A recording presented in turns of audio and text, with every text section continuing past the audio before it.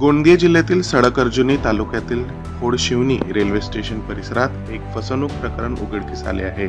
आरोपी विलास नारायण गणवीर, जो किनी मोखे तालुका साकोली जिल्हा भंडारा येथील रहिवासी आहे, त्याने छत्रपती संभाजीनगर पोलीस दलात पोलीस शिपाईच्या नोकरीसाठी पैसे देऊन नियुक्तीपत्र देण्याचे आमिष दाखवले।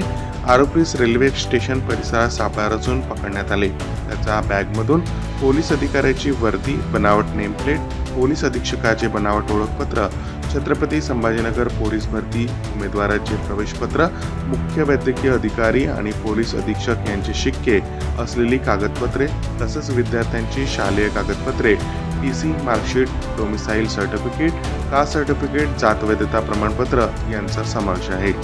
गोंदिया पोलीस अधीक्षक गोरख भामरे यांनी नागरिकांना अशा प्रकारच्या फसवणुकांकडून सावध राहण्याचे आवाहन केले आहे।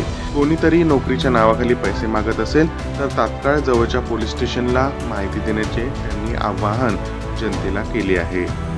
आपल्या परिसरातील घटना, घडामोडी आणि ब्रेकिंग बातम्या जाणून घेण्यासाठी तांदूळ नगरीला फॉलो करा।